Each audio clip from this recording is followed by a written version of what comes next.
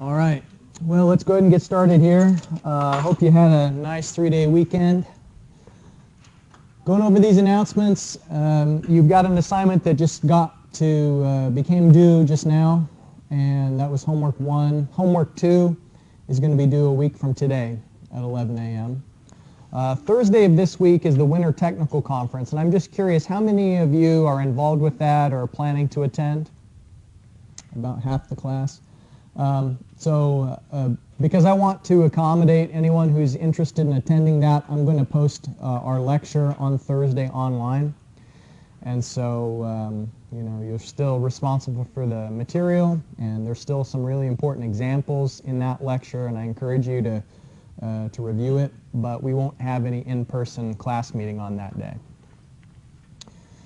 Today we're going to be talking about some empirical methods for calculating the friction factor F so that we don't have to rely on the Moody Diagram, and then we're going to discuss a method that determines the required pipe size when you know the head loss that's going to be expected and when you know the required flow rate. So before we get into that material, are there any questions on these announcements or anything from our class meeting on Thursday of last week? Yeah. Question on 7.4 on the homework. I don't know if you're okay covering that or... Maybe we should go over it one-on-one after the class. I don't have my homework notes with me right now. Okay. Remember the Moody Diagram. That is the approach we've talked about so far for relative roughness and a known Reynolds number, how you know what the friction factor is going to be. And of course, one of the reasons why we like the Darcy-Wiesbach equation is that the empirical friction factor is dependent on the flow conditions. And it only makes sense because we know that the boundary layer thickness changes as the flow rate varies. It only makes sense that the amount of shear stress that's being applied by the pipe on the water is going to change as the flow rate goes up and down. And so the Hazen-Williams equation is all well and good. It's very convenient. It's very simple, but it's just not realistic that the friction factors wouldn't change. So the Darcy-Wiesbach equation does account for variable friction factors, but so far you've been kind of limited to using this figure for calculating the F value. And that it can be inconvenient if you have a solution that has to be solved over and over again because maybe you're making design changes, or it could be an iterative solution where you don't yet know what the flow conditions are. So the Moody Diagram can be replaced by the Colebrook Equation as one of our methods for calculating the friction factor. Now I guess before we talk about the Colebrook Equation, I will point out that this very simple formula for the friction factor when you've got laminar flow conditions, that F is 64 divided by the Reynolds number. That very rarely applies because we've already talked about how infrequently flow will be laminar. In a pipe network, it would maybe only be seen during the very low periods, low demand, like in the middle of the night when there's hardly any water being used in a network. And so in that case, it's conceivable that you might be able to use this laminar flow friction factor, but more often our Reynolds number is above 2,000. And so the Colebrook equation is what applies. Now you can see here in the Colebrook equation that it's relatively complex. And one of the challenges of solving it is that what we're trying to solve for, remember, is F, the friction factor. And that unknown is on both sides of the equation. And it can't be isolated algebraically. It's going to stay on both sides of the equation. And that's what we call an implicit equation. It's an equation where the unknown is on both sides, and so we have to solve it iteratively with a variety of guesses for F. And then eventually when the left-hand side of the equation is equal to the right-hand side of the equation, then that's what tells us that we've got the correct value for F. So we'll get some experience using that approach today just to practice the Colebrook equation. It's very accurate. It's valid over the entire range of flow conditions that you'll see. It's valid for the entire range of relative roughnesses that you'll see. Remember here that the K sub s value that we're seeing in the equation here, depending on the text, sometimes it's labeled as, say, K sub s, sometimes the variable is epsilon, but what it is an equivalent sand roughness, and that's where they've looked at the roughness, the average roughness for a certain pipe material, and then they're expressing it in terms of an equivalent sand diameter and what that sand diameter would be. So the two components of the Colebrook equation inside that logarithm, the two factors that affect F value, first of all is the relative roughness of the pipe, and so K sub s divided by 3.7d. And then the other factor is the flow conditions. And so the Reynolds number is in the denominator of that second term. And if we go back to the Moody diagram, just glancing at this, those were the two factors that told us the friction factor here over on the left vertical axis. And so the two things that we were accounting for in the Moody diagram was here on the vertical axis on the right, relative roughness, and so some relationship of the material roughness to the pipe diameter. That was on the vertical axis, and then on the horizontal axis was the flow conditions expressed as Reynolds number. So those two things also show up here in the Colebrook equation. Now it's an empirical equation, and so there are going to be these strange numerical factors in here that just make the observed data fit with what we need it to be, and so 3.7, 2.51, there's no like units conversion that makes these factors any more sensible than they already are. Remember, Reynolds number is unitless, and then K sub s to d is also going to be a unitless ratio. And so make sure that when you express your relative roughness that both your K sub s and the pipe diameter d are in the same units. All right, so this is an implicit equation, and let's get some practice with that. First of all, we'll just set it up on the whiteboard, kind of a trial and error approach that then we can also solve on Excel using a manual trial and error, and then we'll also take a look at goal seek, and then it's also possible to solve it on a calculator if you have the patience to type the formula into your equation writer. Okay, so the situation that's described here is that we have a certain pipe. It's 136 millimeter diameter, galvanized iron pipe. So if we go here to a table of equivalent sand roughness, you can see that galvanized iron has an equivalent sand roughness of 0.15 millimeters. And so that's where this data comes from. You've got that information in your text. And then we have a flow rate of 200 liters per second going through the pipe. Now, this is the typical kinematic viscosity for water at 20 degrees Celsius. And so let's try and calculate what we know so far that's going to go into that equation so that we'd be able to try and find out what's the F value we should use for this. So D is 0.136 meters. In other words, that's 136 millimeters, as it says on the screen there. The K sub s, 0.15 millimeters. And the flow rate that we have is 200 liters per second, and so that's 0.20 cubic meters per second. For this pipe diameter, let's calculate the cross-sectional area. So it's pi d squared, so pi times 0.136 meters squared divided by 4. Okay, so the cross-sectional area is 0.01453 square meters. And if we've got the cross-sectional area, we can find the flow velocity through the pipe. So flow velocity is Q divided by area. And so our flow rate is 0.20 cubic meters per second.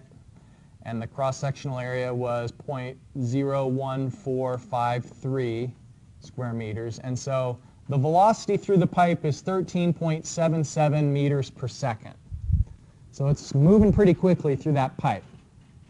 And with the flow velocity and the kinematic viscosity and the pipe diameter, we can now calculate the Reynolds number.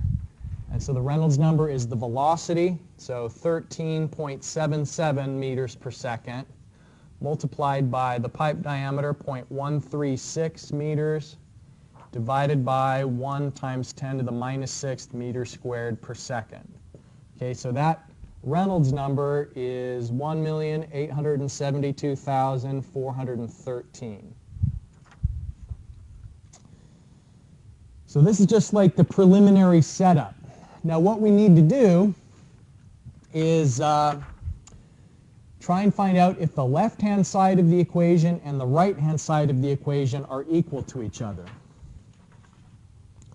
So just for those people who are following along at home, let me bring this up on the video.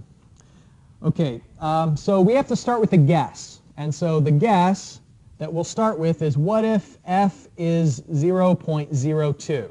Then we're going to check what is the left-hand side of the equation and what is the right-hand side of the equation.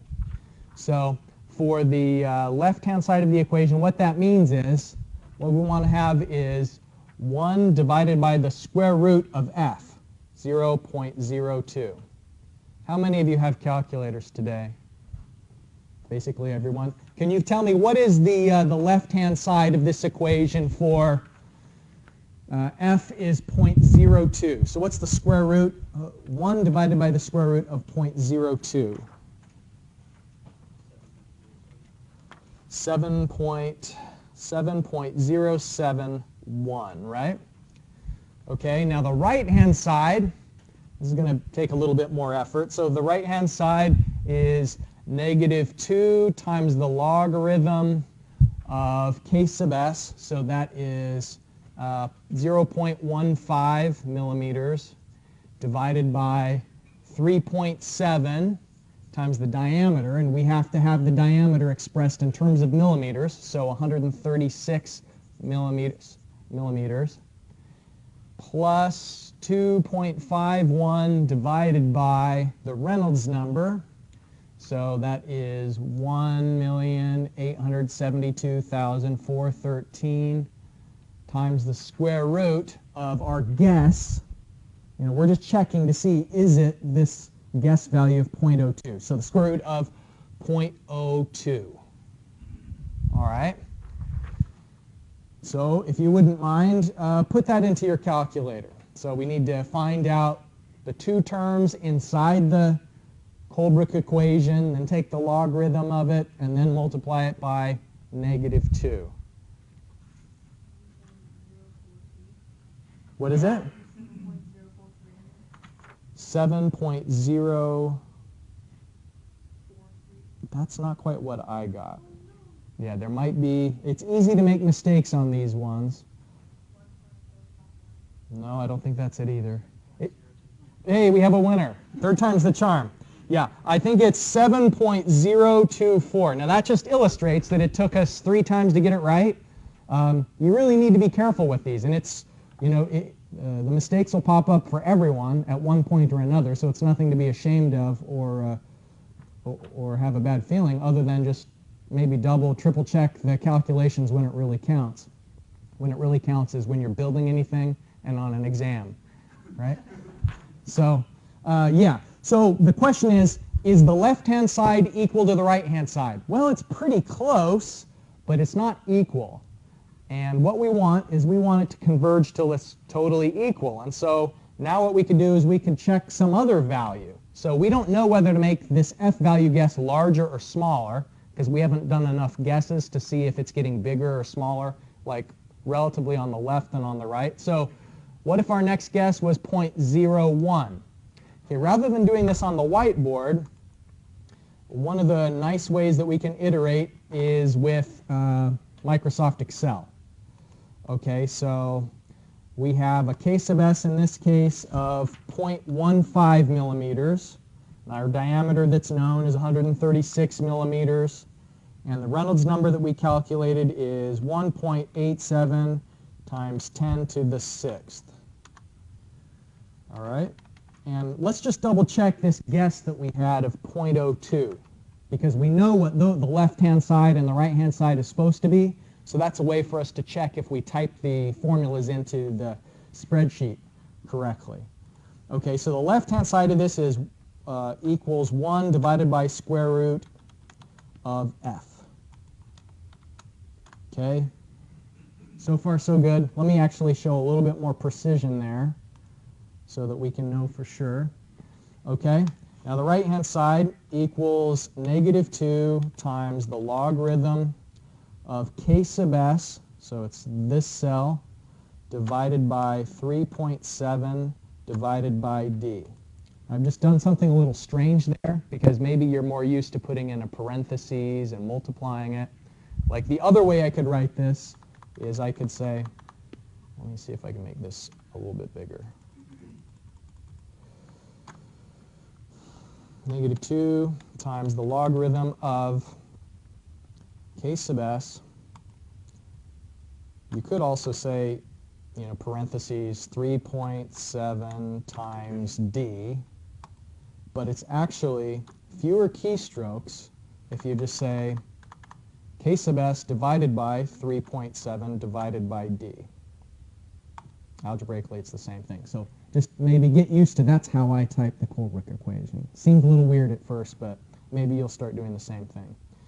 Okay, so we've got that first term in the Colebrook equation. Now the second term is plus the 2.51 divided by the Reynolds number divided by the square root of the f value. All right, so now if I've put all my parentheses in the right spot, this should be 7.024. Let's show a little bit more precision there. Okay, good. And now the difference between the two is going to tell us when we have an accurate match.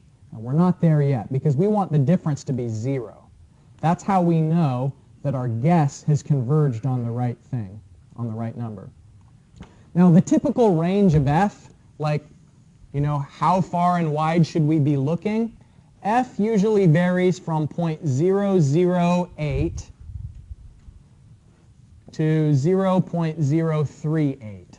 That's about every situation you'll encounter. The f value will be somewhere in there. So let me do this. Let me have it start 0.008, 0.009, 0.01. And then let's just go through this all the way to 0.038 and find out where is it closest. And so now I can, now that I've, I may need to anchor my references, right? I didn't anchor any cell references, so I'm fine there. Here, though, I need to reference that, put in my, how you can name cells? This cell right here, I've named that D. You can name this RE for Reynolds number, this K sub S. And so here in my formula, it's already translated where I clicked to the name of those variables rather than, like B3. So here it's saying K sub S, D, RE. It's because I named the cells. So don't get thrown off by that. But the point is that it's already anchored because of those names. So I don't need to put in the dollar signs because it's already anchored. So let me double click and this will go all the way down to the bottom. This will go all the way to the bottom, as will the difference. And what we're looking for is where is that difference minimized, and then that tells us it's the correct f value. Okay, so the crossover point is somewhere between 0.02 and 0.021. So what we could do is we could try and get a little bit closer. 205. Okay, already gone too far. 204. What we're looking for is we want that to be 0. 203. Yeah, that's about as good as we're going to get it, I think. Because if we go now to 202, yep, it's larger. Okay, so the f value, f equals 0.0203. That's the f value that makes the left-hand side and the right-hand side equal. That's how we do it by trial and error. Of course, rather than make this whole long row, of every conceivable f value, we could have just used goal seek or solver to do a similar thing. So remember that our k sub s value is 0.15 millimeters, the diameter is 136, our Reynolds number is 1.87 times 10 to the 6th. Right? Okay. So we just have to have some guess value, so 0.008, and then we'll solve the left-hand side, 1 divided by square root of f. So that's our left-hand side. Our right-hand side, negative 2 times the logarithm of k sub s divided by 3.7 divided by d plus 2.51 divided by the Reynolds number divided by the f value. All right, so now the difference is going to be one minus the other, and it honestly doesn't matter which, but what we're looking for is in goal seek, data, what if analysis, goal seek, we're going to have it set this cell to 0 by changing our guess value of f, and so it iterates that. That's a slightly different f value. I must have typed something in wrong. Let's see. Oh, yeah, good catch. Thank you. So it's the square root of f. That'd do it. All right. SQRT. All right. So now let's do that goal seek again.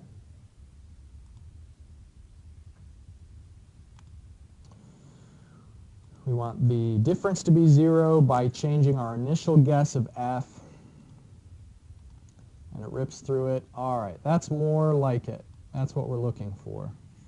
Now, the convergence criteria on goal seek is just set to a certain threshold. I think it's 0.001. Occasionally, you'll run into troubles where you can see that the left-hand side and the right-hand side aren't actually converged. And so there are some instances where you have to use solver instead of goal seek. But in this case, it worked just fine for us. I'll show you when it's time to switch over to solver rather than use goal seek. But for now, I don't think we're there. Any questions about using the spreadsheet to solve the Colebrook equation? Are you going to make that available on Blackboard? Make what? The Excel file? I can. I hadn't planned on it. I mean, I think it's the sort of thing that you'd get good practice typing it in yourself, creating it from scratch. But yeah, I will post that on Blackboard. Was there another question over here? What level of precision should we usually look for? I think that we don't usually bother reporting f value to any more precision than, no, that's too much. So let's see, 10th, 100th, 1000th, 10,000th. So this is plenty accurate. Okay, so that's the Colebrook equation, and it's always valid. There is also a way that you could put the Colebrook equation into your calculator and solve it using the solver, the numerical solver. I think most people here have Casio calculators because that's what you're encouraged to purchase when you're a freshman. But I wanted to show you, I mean, you already know how to put equations into the Casio calculator. And I have a video that I think walks you through the process of putting the Colebrook equation into the Casio. If I can, let me just double check. Let's see, so Casio, Colebrook equation. I may need to, we're going to watch this just now. I think I also have it posted how to do it with the Casio, but just for purposes of contrast, I'm going to make the suggestion that you might want to consider upgrading your calculator. The Casio has served you well. You've probably already gotten your $18 worth of value out of it. And I realize there's limits on the calculators they let you use on the FE exam, but there aren't limits on the calculator you're allowed to use for the rest of your career.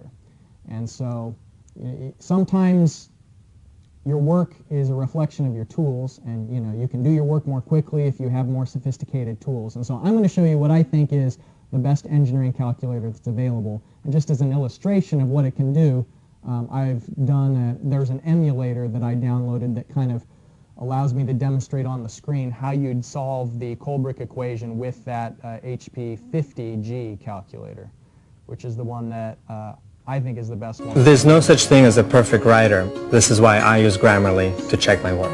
If I'm putting commas in the wrong places, that can shift my credibility and ability to influence and persuade others. It helped me become a better writer and not be so afraid to share. English is my second language, but I use Grammarly. Let's see, I just want to make sure I'm getting audio. All right. All right, so equation writer, trial and error on the paper. You can use goal seek on Excel. You can do like a manual goal seek, row by row. However you want to solve it, the Colebrook equation, there's a lot of different ways. But if you really want to save time, what you can do is use an explicit equation rather than the implicit equation of Colebrook. The Jane equation is an approximation of the Colebrook equation that's only valid over a narrower range of conditions.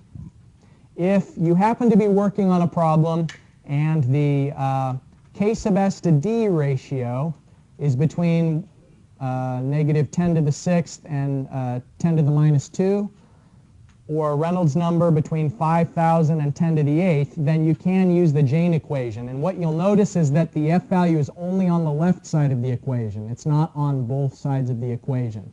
So it can be solved directly without the need to iterate. It's a lot easier to solve for f value with this Jane equation. So let me give you a few moments to try out the Jane equation. I'm going to pause, stop talking here, and ask you to see what is the f value in the situation that was described before. Let's see how closely the Jane equation approximates, and we are within that acceptable range of conditions. So the Jane equation, with any luck, should give us about the same answer as Colebrook did.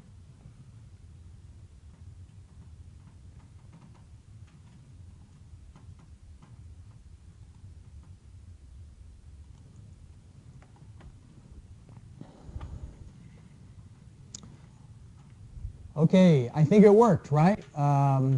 You get essentially the same thing, 0.0203, as we calculated when we were using the other approaches with the Colebrook equation. Any questions about the Jane equation?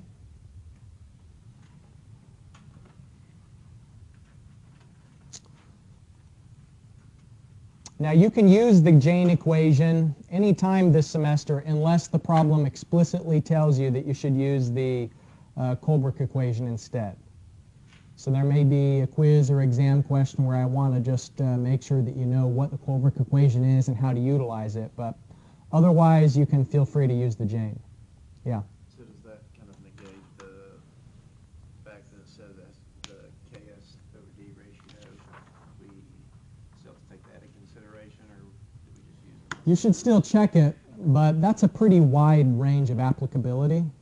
I don't think we'll generally face questions this semester where we're not in that range.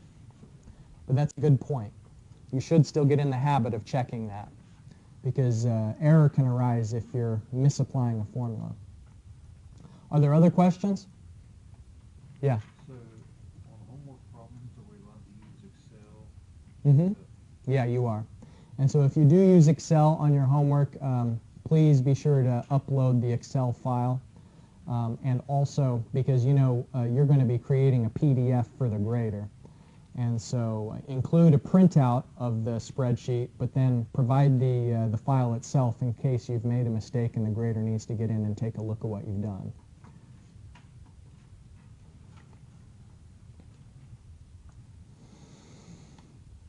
All right. One other approximation for estimating the f value is the Blasius equation. And it's only valid for a Reynolds number up to 100,000. So it's relatively simple. You can see it's a function of only the Reynolds number that the Blasius equation applies. So what would be the Blasius-derived F value for the previous case? Well, it shouldn't be exactly the same because in the previous case, our Reynolds number is too large. So maybe we won't even bother putting that in there because it doesn't matter what the Blasius equation would say because our Reynolds number in the previous example was 1.8 million and the Reynolds number here only goes up to 100,000. But it's another way of approximating the F value. Doesn't apply. It's outside of the Reynolds number. Okay, the rest of what we're going to talk about today is when you want to find out how big the pipe needs to be for a certain situation. The example that we worked on Thursday last week was we had some tank and we knew what the head loss was going to be.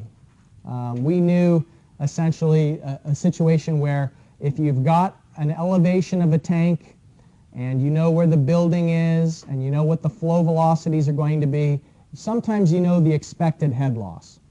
That's always the case where you have a known elevated tank and a known location where you're piping water to. And so you'd know the expected head loss by finding the difference in the pressure head and the elevation head at one location and at the other. And this slide makes the notes. Sometimes we just omit the velocity head from these sorts of calculations because it's relatively small. Like if you look at the magnitude of the velocity head, there's just not that much energy there unless the water is moving extremely fast.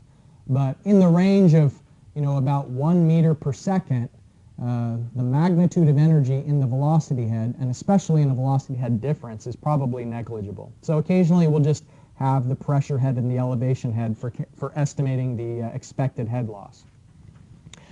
In situations like this, sometimes we know how much water is needed at a certain location, and so in the case of some building on a hill, maybe you know how much water is needed there because you know what the number of people are going to be, and you have some sort of a guess of what their water consumption patterns are, and you know the time of day that the most number of people will be in the building, and so you've gone through some sort of analysis that tells you the Q, and the pipe diameter that's required has to be designed to match the conditions, and so you want to make the pipe small enough that you save money, and if you make the pipe too big, then you'll still have enough pressure at this downstream location. Making the pipe larger can still deliver the required pressure, but it's not economical. And so the kind of the design juggling process that you're going through is checking to make sure there's not too much head loss, and if there is too much head loss because of an undersized pipe, then that means that you haven't delivered enough pressure to the downstream location. But if the pipe is too large, you have satisfied the downstream pressure that's required, but you're spending too much on that large pipe. So this process tells you to match the required pipe size to the allowable head loss for a certain flow rate. And the difference between design and analysis is in the case of analysis, you're just finding out how much of something there is, or like what will be the pressure in a certain scenario, whereas design is iterative and you're having to optimize. And the optimum solution is one that just barely meets the requirements. The Darcy-Wiesbach equation, if we have the unknown becoming the pipe diameter, we could rearrange the Darcy-Wiesbach equation to look like this. For a circular pipe where we're trying to solve for some unknown pipe diameter, this is what the Darcy-Wiesbach equation looks like. Now the tricky thing about it though is we can't just solve directly. This isn't going to be a one-step calculation to find out how big the pipe should be. Like even if we did know the flow rate, maybe it's 100 liters per second. And even if we did know the allowable head loss, 3 meters of head loss, the thing that we don't know right off the bat is going to be the F value. Because remember, the F value depends on not only just the flow rate, but it also depends on the diameter of the pipe itself. Because if you have a small diameter pipe, then the velocity is high, and the Reynolds number is going to be high. And so we can't just solve this a single time and know what pipe diameter is required because of the F value. Even if we use the Jane equation to solve for the F value, we're still going to have this problem of needing to iterate this and solve it over and over again. And so I'm going to show you the process that you go through, the step-by-step procedure to find out what's the required pipe diameter for a certain scenario. The accurate approach, that's a little bit more difficult because it requires us to iterate, uses this process. The first thing you do when you have too many unknowns is you make a guess. And you solve the entire process with your guess, and then you check to see whether your guess was correct. And then if your guess wasn't correct, you do the whole thing over again with a different guess. That sounds tedious, right? Luckily, we've got Excel. It takes the sting out of it. Okay, so you assume some F value, because everything else in here is going to be known. 8 is a constant. The length of the pipe will be given. The required flow rate will be known. The head loss and G and pi, all of those are known. But our two unknowns is what diameter of the pipe is needed and the friction factor. Who can restate why we don't know the F value? Even if we know the pipe type, like even if we know say it's cast iron, because we don't know the diameter. Exactly right. We don't know F until we know the diameter. So that's why we've got two unknowns. And they're interrelated, fortunately. F depends on D, and D depends on F. And so eventually, we can get the solution to converge because they're related. It's just that right off the bat, we don't know what the diameter is. So we make some guess, and we solve what would be the D value if that was the F.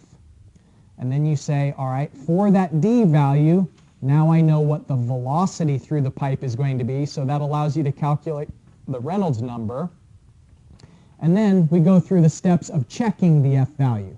For the new Reynolds number that you know, and for the equivalent, for the relative roughness, you calculate a new F value either with Colebrook or Jane, and then you check, how does this new F value compare to your original guess? And if there's an error, then what you do is you'd use this newly updated F value, you'd move that up to the top, and you do the whole thing over again with your improved value of F. And we keep doing it until F isn't changing anymore. So we keep going through the process until convergence. And that's what we call when the F value is stabilized and the diameter estimates aren't changing anymore. Okay, so let's practice this approach. For a length of 40 meters, what diameter of cast iron pipe is required to achieve 300 liters per second? So we're going to find some diameter of pipe needed to take the water from like a mainline pipe through this lateral to a location where we're going to have a head loss of 45 meters between the two, and the flow rate is 300 liters per second. What happens if our guess is too small? Like what if we undersize the pipe? What's going to be the implication of that?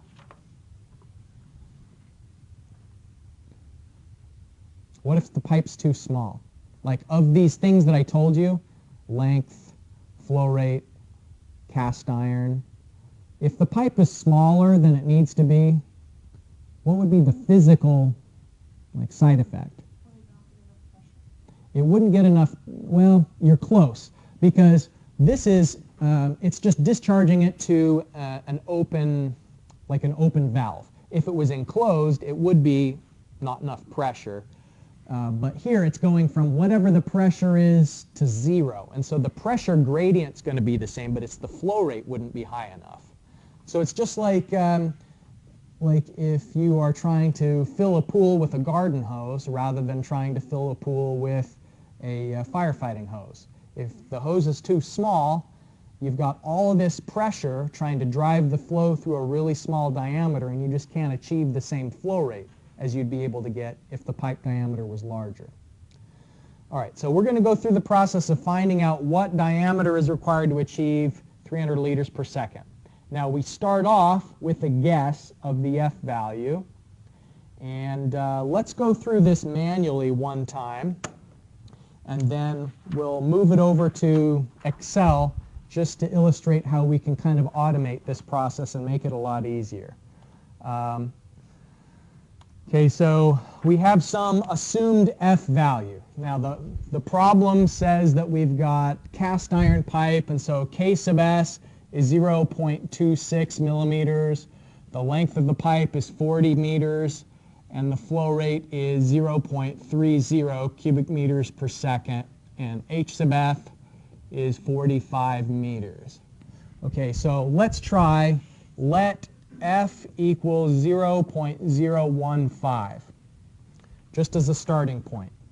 Okay, so our diameter is going to be 8 times the pipe length of 40 meters times the flow rate of 0.30 cubic meters per second, and we have to square the flow rate, divided by 45 meters, which is our head loss, times G, 9.81 meters per second squared, times pi squared, and then we multiply all of that by our guess of the F value, 0.015, and take it to the 1/5 power. Okay? And you've all got calculators, and so why don't you put that into your calculator and tell me, for the guess value of F, if this was our roughness, then what is the diameter that's required for this pipe?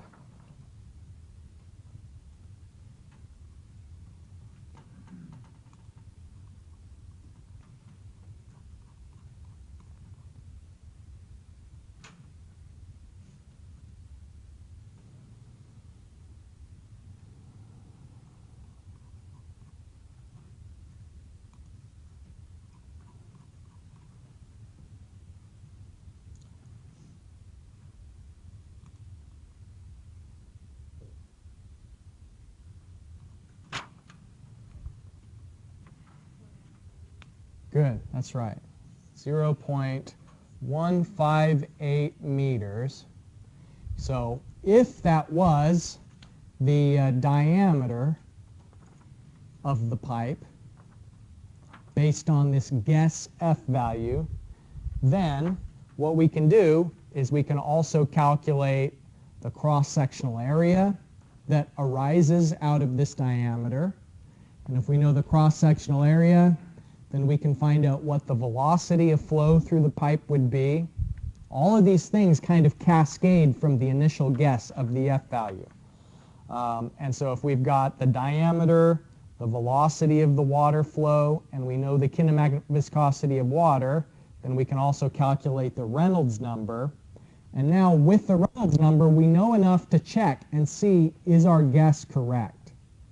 You know, do we have this correct F value? And so we'd use the Jane. So use Jane to check F. Okay, so the newly updated F value is going to be 1.325 divided by the natural log of K sub S to D, so that's 0.26 millimeters divided by 3.7 times the diameter of this pipe is 158.2 millimeters. And then the second term in the Jane equation, 5.74 divided by the Reynolds number to the 0.9 power. And the Reynolds number we have up on the screen there, 2.414 times 10 to the 6th. And we take that to the 0.9 power.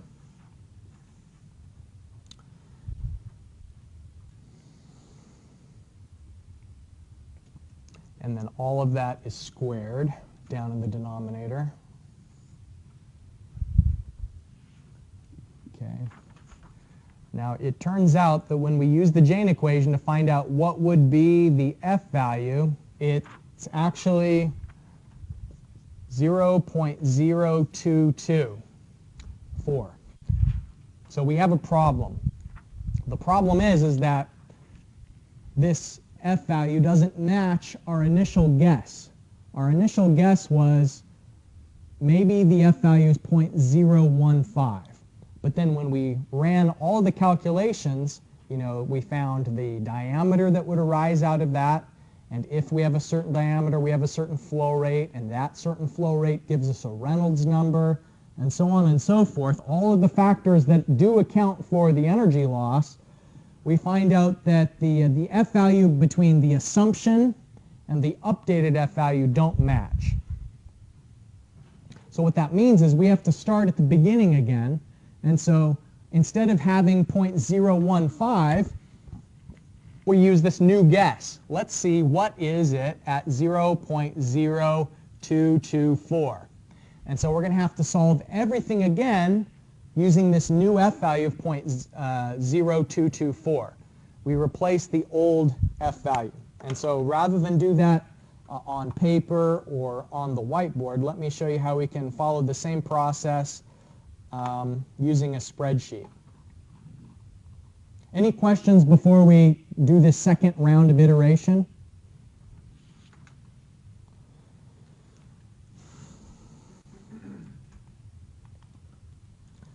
Okay, so our flow rate was 0.3 cubic meters per second.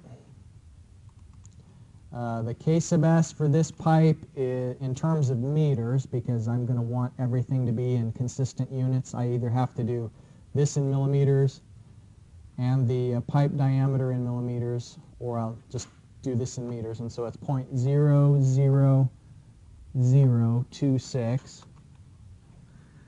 The length of the pipe is 40 meters. G is 9.81. The H sub F is 45 meters of head loss. And then the kinematic viscosity of water is 1 times 10 to the minus 6th. All right, so assume an F. We've already been through this process once, but let's double check by starting with our very first guess. It was 0.015.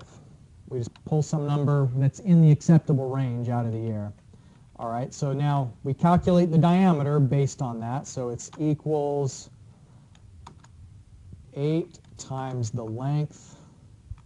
I'm going to anchor that reference times the flow rate squared. Anchor that and square it. Times the F value divided by H sub F times G times pi squared, and then all of that is to the power of 1/5 power. Okay, so 0.1582. That's what we know from before is the correct diameter that will arise out of this F value. Okay, so then for a certain flow rate, the flow conditions are known, the flow rate is known, the cross-sectional area would be pi times d squared divided by 4. Now the velocity is just q divided by the area. Okay, so 15.26 is the velocity. And the Reynolds number is going to be the velocity times the diameter divided by the kinematic viscosity of water, which was up here. I'm going to anchor that reference. I'm intentionally not anchoring all the rest because I'm going to kind of copy and paste this over and over again until it converges, rather than having to type the formulas many different times. Okay, so the new F value I'll calculate with the Jane equation. 1.325 divided by the natural log of K sub S divided by D. So K sub S divided by 3.7 divided by the diameter that we determined here, plus 5.74 divided by the Reynolds number to the 0.9 power. and then all of that is squared in the denominator. Okay, we have this updated f value, and it matches what we've got on the whiteboard. All right, now this is where the fun begins, where we don't have to type any more equations, and we get the benefit of Excel repeating things. So iteration 2, I'm just going to use this updated f value for the second time around, because my difference is too big. Like if we compare the new f value minus the old f value, and then we divide it by the new and multiply it by 100. So divided by the new times 100. My percent change was 32%. I'd like it to be in the range of 1% difference, meaning that it's converged and it's not changing anymore. So for phase 2 of this iteration, my new f value would just be the guess from before. Now what I can do here is I can just copy this cell, and it's going to paste the formula. So Control C and then Control V to paste. And all of these references up to the preliminary stuff, that's staying the same. Let's see, what wasn't anchored was the reference to the f value. Everything else is constants that I don't want it to be adjusting. So we have now a new diameter. So determine the flow conditions. I'm just going to copy all of this, Control C, Control V. So now something's not right. Maybe it didn't copy over the flow rate for whatever reason. So the flow rate is, all right, that's better.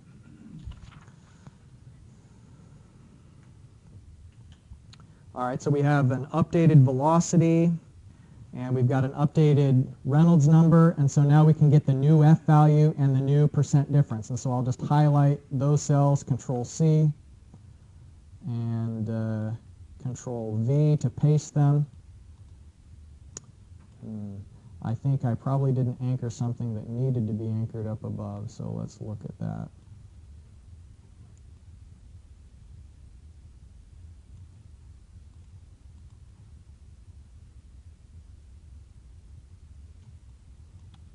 Because my f value went crazy.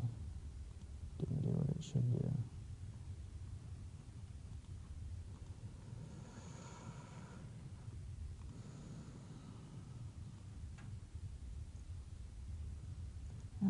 The error isn't jumping out at me.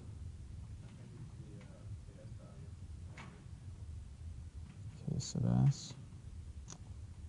Let's see. Oh, I think you're right. So this should be looking up here at the case of S. Thank you. And so let me change that in the formula. All right. All right, that's more in the range of what we'd expect. And what you'll notice is that the new updated guess is pretty close to the previous guess, and so it's converging very quickly. We'll do an iteration 3 just because it's simple, but from a percent difference standpoint, the input and the output f values are pretty close together. Let me just copy all of this. I'm going to do this whole iteration, Control C and Control V. And I need to change this f value, though, to be from the previous guess. And so this new input of iteration 3 is the output of iteration 2. And so we get some new diameter. The flow rate, for whatever reason, just isn't copying right. Let's just force that to know the flow rate, and we get a new velocity, Reynolds number, f value. Okay, so the input f value and the output f value are very close together. The percent difference in change of the f value is less than 1%. And if you look at the diameter, we said it should be 0.1707, and the previous iteration we said it's 0.1714.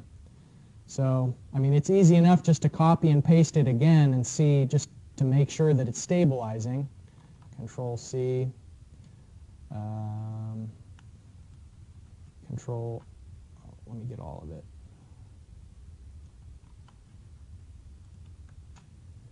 Okay, and then the input is the output of the previous iteration, and the flow rate, 0.03. 1707 is the diameter, 1707. So the solution is converged. The F value isn't changing anymore, neither is the diameter. So that's essentially the more accurate, but because it requires iteration, more lengthy approach. There's an empirical equation that shortcuts the need to go through this process of guessing and checking, and then always updating along the way. I'll show you that equation here in just a minute, but are there any questions on the method that we used? So would goal-seek not be accurate enough to do the Excel method? Good question. I'm glad you asked that. Yeah, so what about goal-seek? How would we, if we were going to use goal-seek, I think the reason why we can't do it in a single step, like we couldn't just say, like what is the goal? The percent So, difference, yeah. whatever you Well, let's give it a shot. I think that it won't work because two things are changing simultaneously, but let's see, data, what if analysis, goal seek. Our difference is 0 by changing this input here. All right.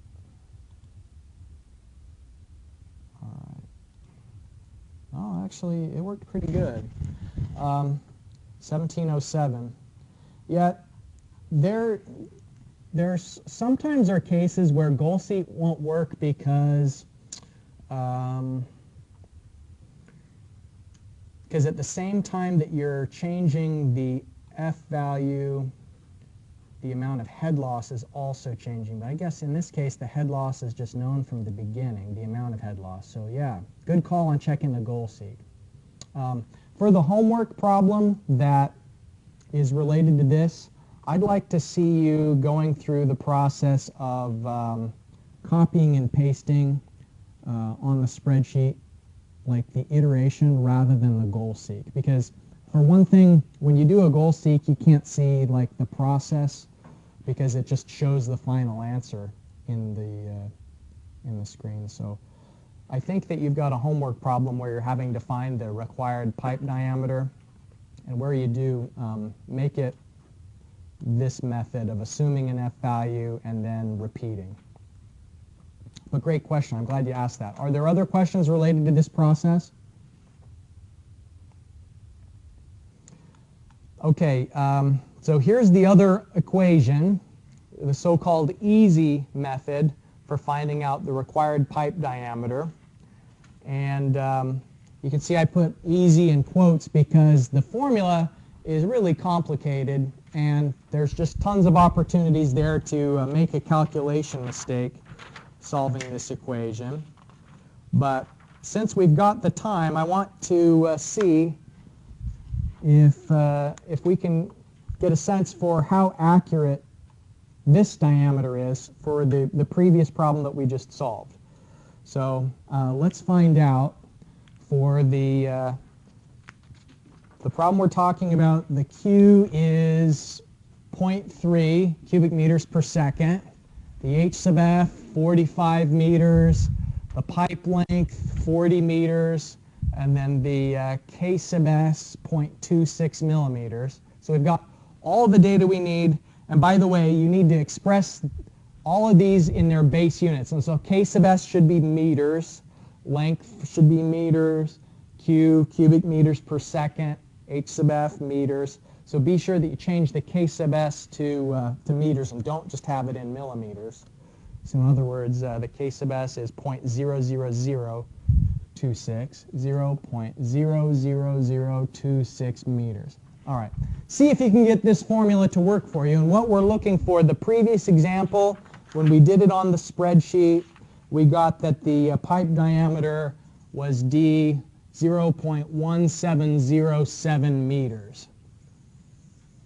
Do you have a question? Yeah, do you want us to use 1/10 centimeters for the, is that the kinematic viscosity? It is, yeah, that's kinematic viscosity here. And so use 1 times 10 to the minus 6th meters squared per second for that.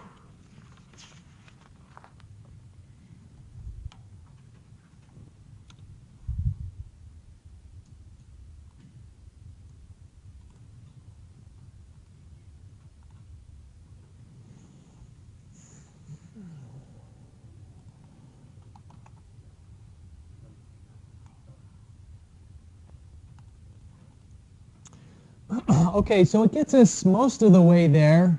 You know, it's better than a ballpark estimate, but it's not as tight as, say, the agreement between Jane and Colebrook was, where earlier today those were in virtual agreement, you know, down to the thousandth.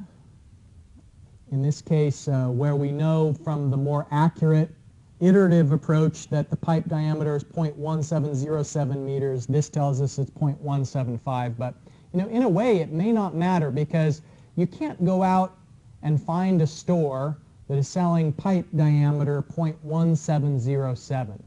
You're restricted to commercially available pipes. And so this tells you the required diameter, and so what you'd do is you'd find what's the next standard size diameter larger than that. And so it may be a 200 millimeter diameter pipe would probably be the commercial size variation. You know, 175 millimeter would be too small. No, 175 would be fine, right? Okay, yeah. So 175 millimeter would be the probably, depending on the parts availability, where the project is being conducted. But you can see that this explicit approach saves you the trouble of having to use Excel. Okay, well that's all I have for you today. Let's take one last look at these announcements. Remember that your next homework assignment is due a week from today, and we won't meet in class on Thursday because of the Winter Technical Conference. But I will be in my office during my normal office hours, so that if you have questions, please feel free to stop by.